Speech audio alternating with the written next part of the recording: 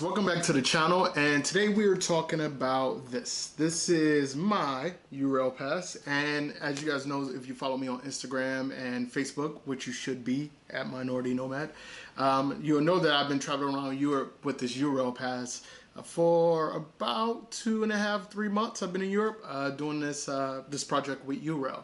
So what I wanted to do today was talk to you a little bit about all the few of the new things with the Eurail Pass, a few misconceptions, as well as my experience with it. And I want to kind of close it out with the pros and the cons of it, because any real honest video is going to give you the pros and the cons of any product that we're recommending you guys buy. So a lot of you guys maybe haven't heard of the Eurail Pass, or haven't used it, or maybe you heard of it and haven't used it yet. So basically what the Eurail Pass is, it's an actual paper pass, that gets you on trains in 31 different countries. This year they just expanded it to 31.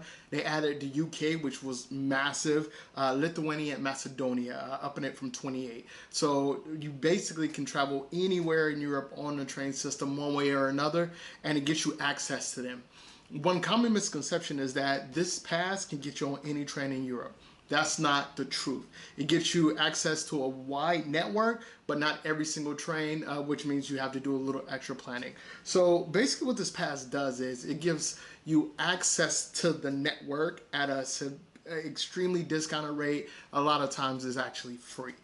For me, for example, since I'm over a certain age, I'm going to have to use first class tickets, which means that some of those trains are going to require a reservation. It could be €5, it could be €10. In case of sleeper trains, it might be 25 to 30 euro. But as an older traveler, it's going to cost me a little bit more, for example.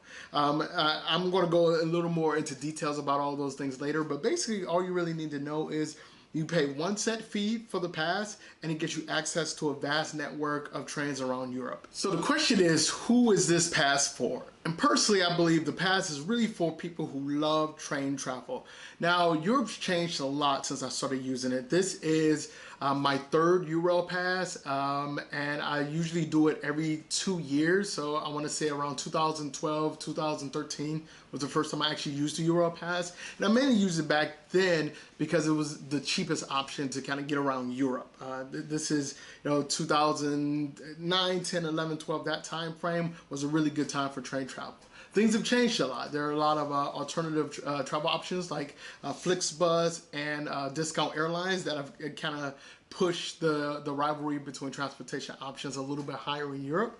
But right now, today, 2019, this is made for not only people who are looking to save money, but people who are really interested in train travel. And I think that's the biggest perk of this. I'm going to get into pros and cons a little later. But for me, the biggest perk is for those of us who love exploring smaller alternative destinations away from the big cities a little bit. It gives us more access and a little bit more freedom to kind of get around. I highly recommend it for younger people, younger travelers. If you're not looking for the lap of luxury, this is the perfect way to travel around Europe. So I reached out to Eurail when I decided to do this summer in Europe project. And you guys know I don't do summer in Europe that often. I'm not a big fan of high season, but I decided to do it this year because it's been a while. So I reached out to Eurail and I asked them, hey, could you guys send me a pass to kind of see what's going on with the Eurail Pass? And they agreed, and they sent me this pass, and it's actually the pass that I always use. It's the 15 days within 2 months pass. So what does that mean? So basically what it is I get 15 days to travel by train within a 2-month period. So my pass started on May 1st and it ended on June 30th. So between that time frame, I can use the pass to travel on the train network 15 days. The cool thing about this pass is I can take as many trains as I want in one day within a 24-hour period. So it makes planning these trips very interesting, and it actually gives you a lot of different kind of travel options if you plan it properly. My experience with Eurail has always been positive. I can't even, I honestly, it's at this point, the question is this even like an unbiased video now? Because my experience with Eurail has always been positive, and this last trip has just made it even better. The network has expanded. The service is always great because I'm kind of forced to do first class because I'm older.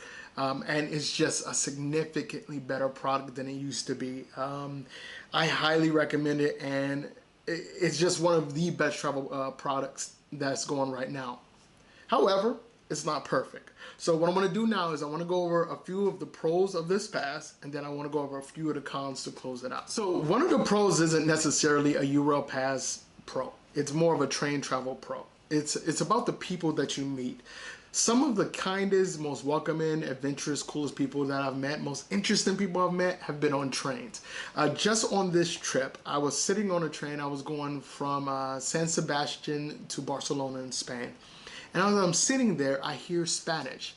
And it's not just Spanish, it's Mexican Spanish, specifically a Texan accent. And I looked over and I saw a guy wearing a University of Texas hat and a shirt. And it turns out we're from the same town. You guys know I'm from Texas. I went to the University of Texas. And we literally live down the street from each other. Just happenstance, just randomly sitting across from each other on a train in Spain. You know, what are the odds of that? I met some amazing locals, some amazing travelers, some just great people. So the number one pro about using the Eurail Pass is going to be the people that you meet on these train journeys. Okay, so the second pro is actually going to be freedom. The thing about this pass, and I'm actually going to do a video breaking down insider tips, a specific video about insider tips for this pass, because it's just going to require its own video. But one of the best things about this pass is it gives you freedom. You can make reservations, and I highly recommend, especially on very popular routes like Amsterdam to Paris, for example. You need to do a reservation, especially in high season for that. But if you're doing a less popular route, for example, I would say a route similar to one is Prague to Brno. That's although it's a popular route, it's a route that you can always get a ride on. You can always hop a seat on. Basically, you could take your pass and you can go to the train and just sit down. Pick a seat that's not occupied and just sit down. And when the conductor comes by, you're going to give him your pass, and he's going to go in, make sure you have it all filled out, and then punch it. Again, I'm going to talk to you guys specifically in the next video about actually how to fill this thing out. But that goes without saying. And it gives you an opportunity to really explore those 2 months. I'm a fan of just kind of winging it, especially when you have the time. As you guys know, I'm a full-time traveler, and this gives me the freedom to spend extra time working in a place or exploring a place that I want, that I otherwise couldn't have if I had plane tickets, for example. So, or even bus tickets, because there's the bus version of this isn't as good.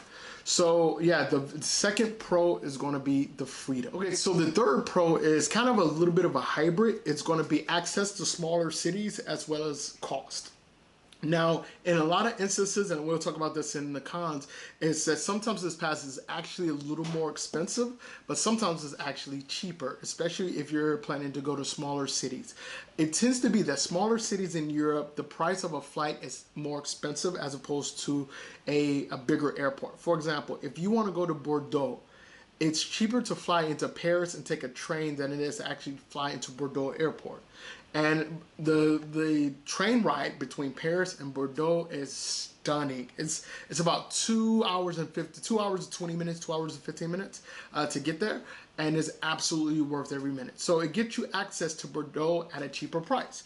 And that's just one example. You find the same thing in Germany and Italy, especially in Italy, where you have these amazing smaller places that airlines don't necessarily travel unless it's a very low-cost airline. Usually you'll find them in the smaller cities, but trains always go to these smaller villages and towns. Okay, now to the cons, and I think it's unfortunate that there are a lot of cons, but these aren't necessarily Eurail Pass cons.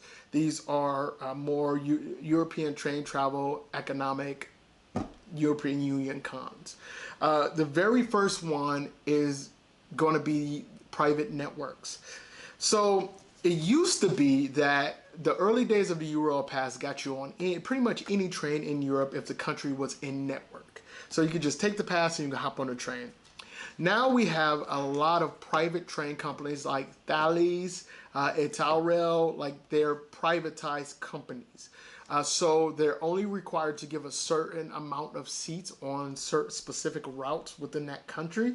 And usually those things book up fast when it comes to the Eurail Pass. And the numbers aren't very high. I'm going to say it's something like 5 to 10% of the capacity of the train, or somewhere close to that, which isn't a lot, especially in the high season. So you end up losing a bit of that freedom, and you're forced to make long-term plans and reservations way in advance that you normally wouldn't have to.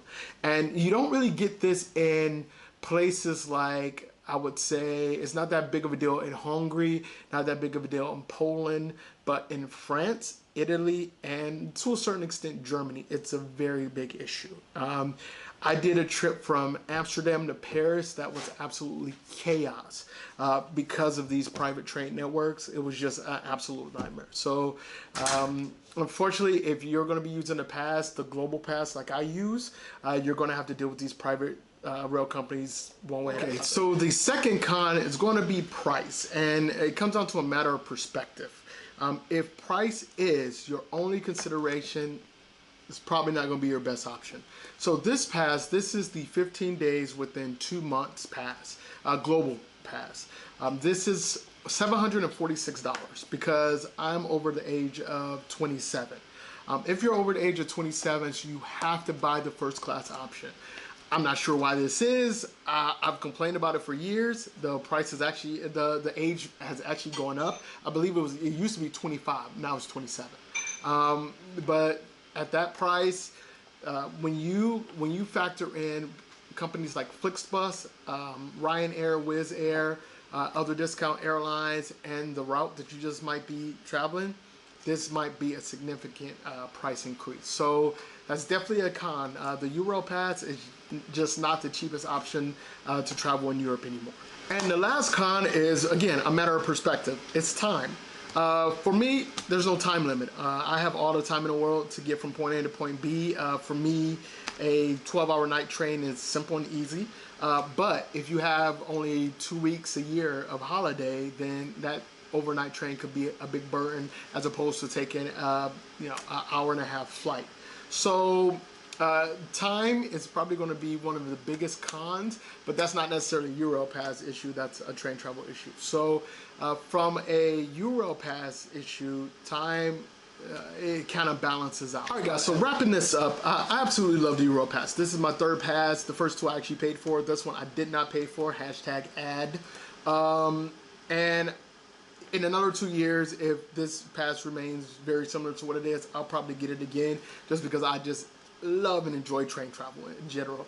It's an absolutely wonderful experience. If you never experienced train travel, which a lot of Americans actually haven't, it is by far the very best way to see Europe, and it gives you access to some amazing people, some amazing food, some amazing wine, some amazing places to visit and explore. It's at the top of my list of travel experiences. It's train travel in Europe. So I highly recommend this pass. If you're a young traveler, it'll definitely open your eyes up. If you're an older traveler, it definitely gets you some places that you've only read about. So overall, I highly recommend this rail pass. I'm going to be doing more videos, at least 2 more videos on this very subject. One, I'll definitely give you insider tips on using this pass, because I think that sometimes this pass can be complicated for a lot of people, and there are a lot of misconceptions out there about how it actually works. So I want to give you a few insider tips in the next video about how to get the most out of this pass, and it's going to alleviate that last con cost. So as usual, leave the world better than you found it. Go to the link in my profile to go check out the specifics of the Eurail Pass. As usual, I love working with different sponsors and different brands, and Eurail has always been one of my favorites. So I will see you guys in the next video.